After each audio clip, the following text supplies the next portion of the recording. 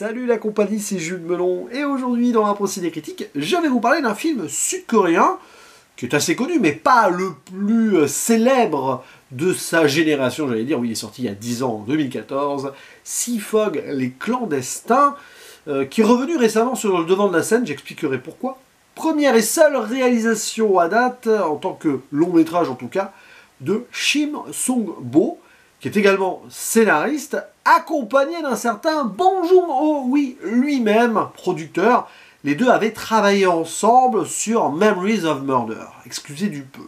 Donc là, il passe derrière la caméra, ce monsieur, chapeauté par son célèbre compagnon, et avec au casting, on va en citer au moins un dans le rôle principal, Kim Yoon-seok, que vous avez pu voir chez un autre grand réalisateur coréen, dont on parle moins, mais 3 très bons films, Na Hong-jin, il était dans The Chaser et The Murder.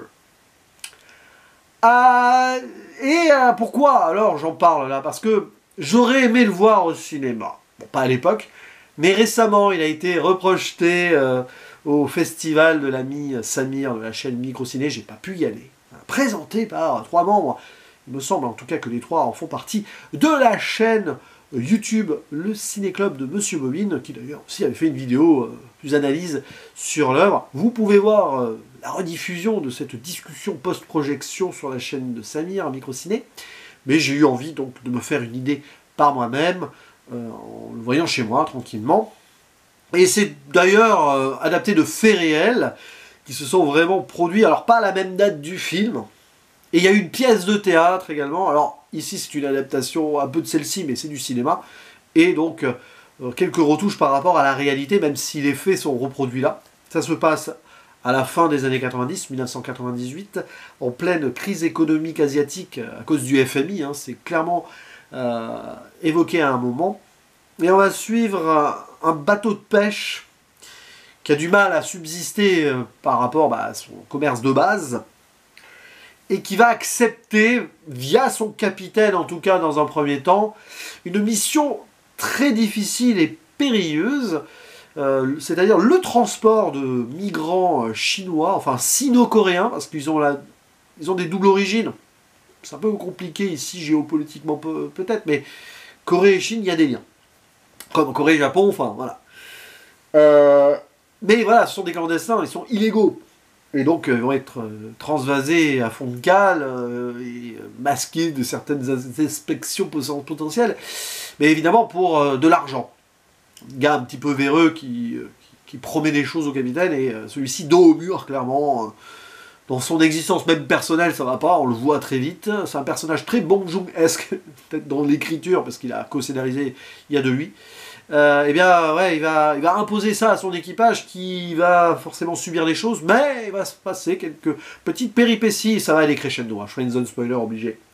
Dans cette traversée qui va à un moment rentrer dans le brouillard, hein, de fog, de sea fog.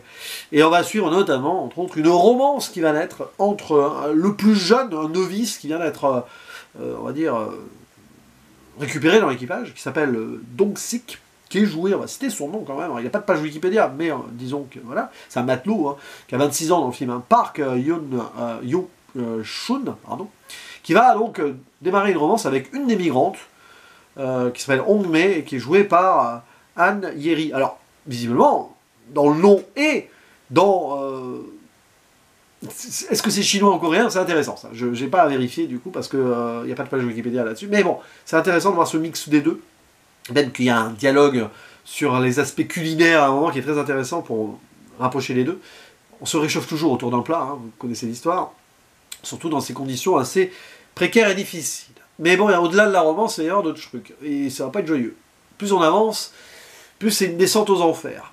Et c'est purement un film coréen, déjà, premièrement, parce que vous savez, le cinéma coréen, disons moderne, mais pas que le cinéma coréen, mais c'est quand même très très propre à ce cinéma-là, mélange les genres, et va vous faire basculer, par moments, d'un film à l'autre dans le même film. Donc c'est présenté comme une sorte de thriller dramatique. Vous avez ce côté mélodramatique, romance, comme beaucoup de rom-com un peu, enfin, de trucs romantiques à la coréen. Hein. J'en vois pas, mais je sais que c'est très très populaire. Et il y a alors l'aspect pas fantastique, il n'y a rien de surnaturel, mais quand on entre dans le brouillard, ça va, on est clairement dans une sorte de film catastrophe, horreur psychologique, disons-le, parce que ça va vraiment mal se passer pour beaucoup des personnages. Beaucoup des personnages.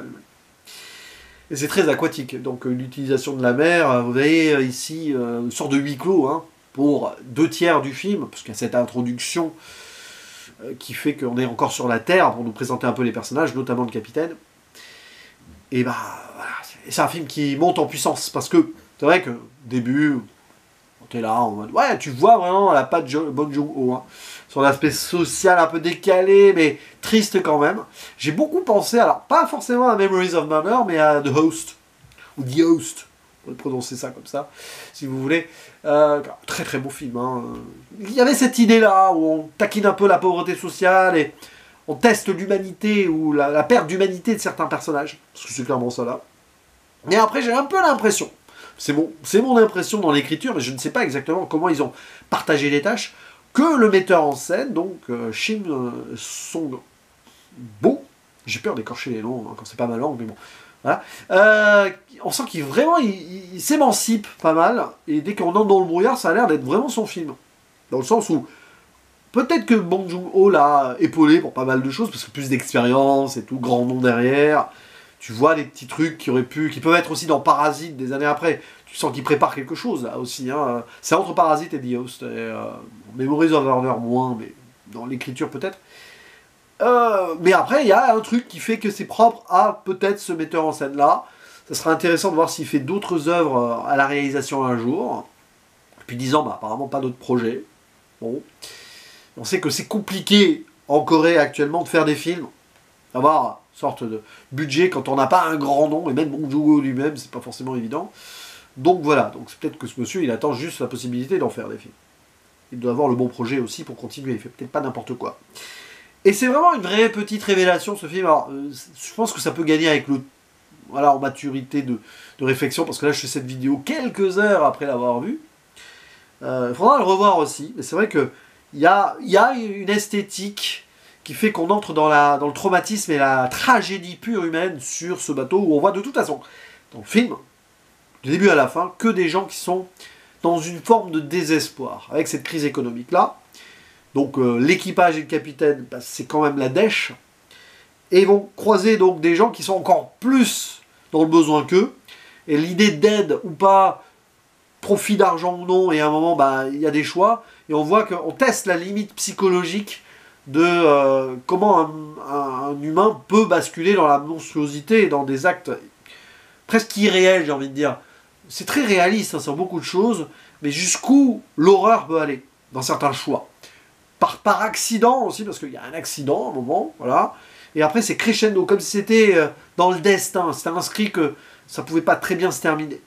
D'ailleurs, il y a une transition avant cette brume, et avant, la brume arrive après l'accident, et avant, il y a cet inspecteur-là qui est plus ou moins un pote du capitaine, mais qui semble vraiment être prêt à tout pour profiter de certaines choses un peu vénales, quoi, et là, tu sens que ça commence à basculer. D'ailleurs, c'est lui qui annonce la brume, c'est peut-être pas un hasard dans l'écriture.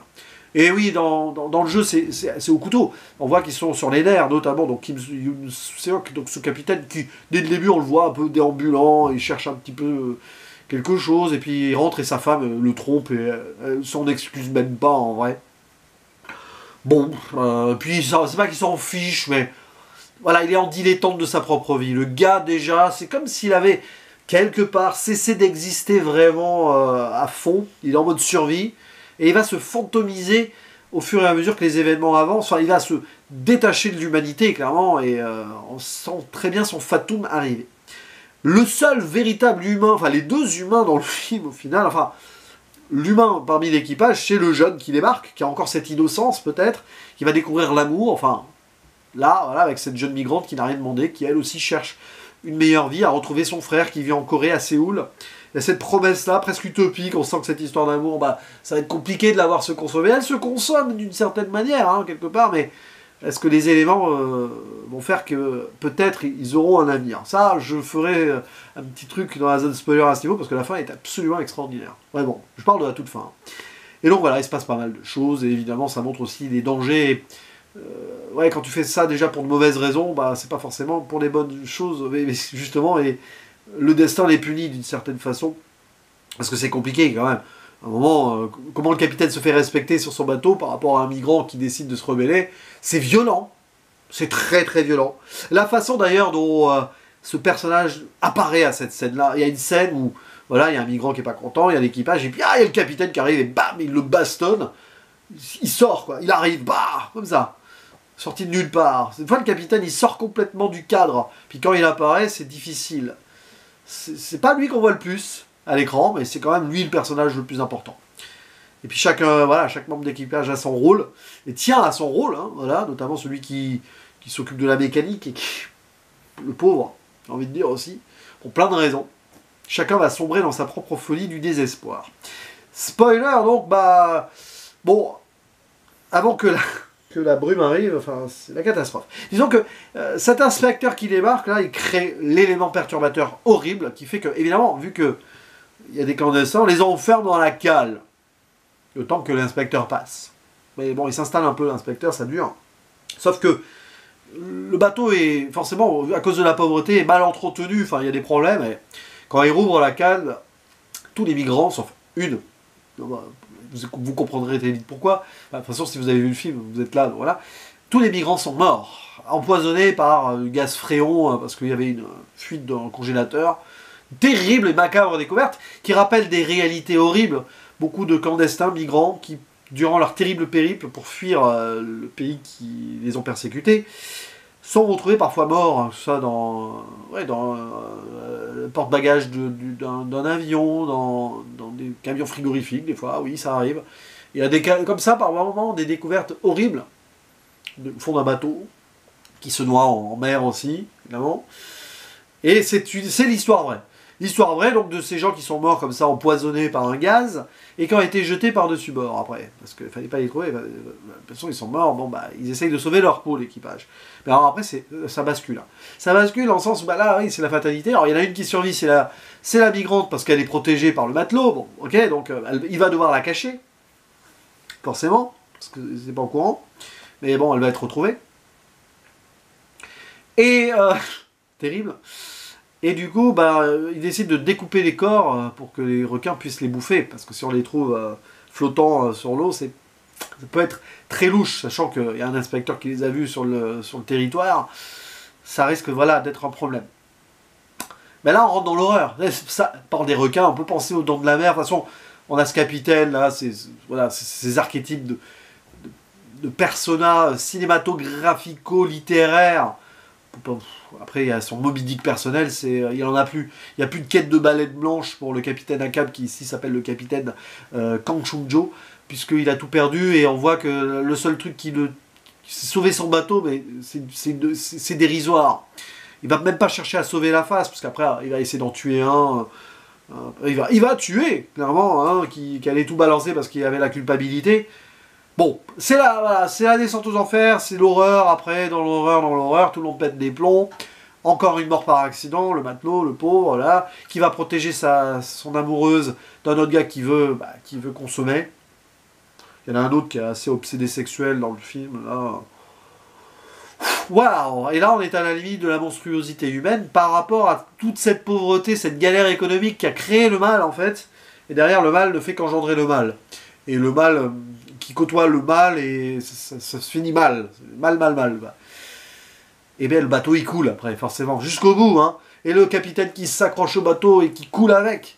Ça, c'est des... Oui, bon, vous avez pensé à Titanic. Lui, au moins, il meurt. Oui, bah, le capitaine qui meurt avec son bateau, quand même. Voilà. Comme dans Titanic, mais là, c'est au plus profond des abîmes. Vraiment.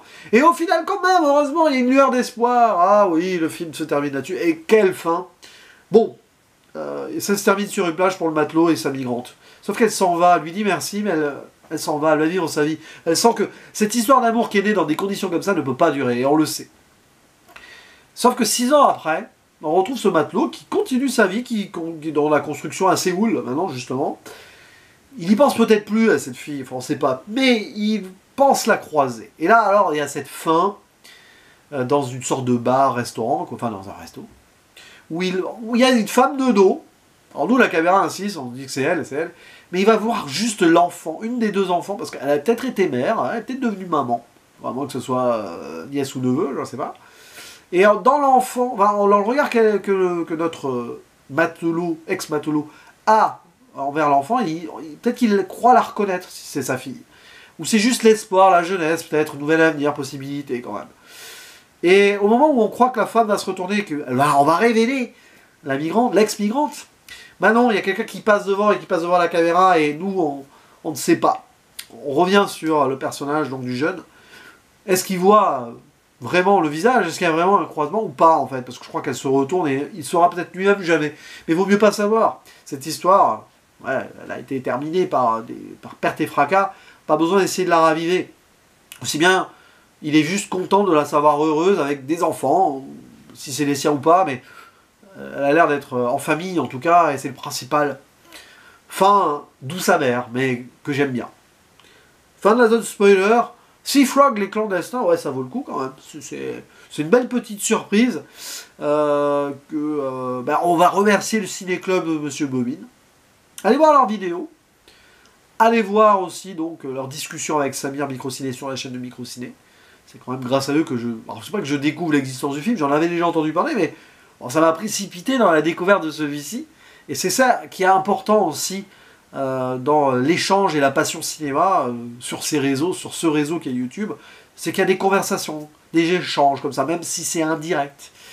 Et voilà, donc grâce au Ciné-Club de Monsieur Bobine, qui est quand même une chaîne incontournable à ce niveau-là, idem pour celle de Samir Microciné, ben voilà, je suis peut-être le 3e youtubeur francophone à en parler sur YouTube, justement, sur ce réseau. Ben, j'espère qu'il y en aura d'autres derrière. N'hésitez pas aussi à en parler si vous avez des chaînes, si vous êtes là, ou en commentaire ci-dessous. Je vous dis à la prochaine, ciao!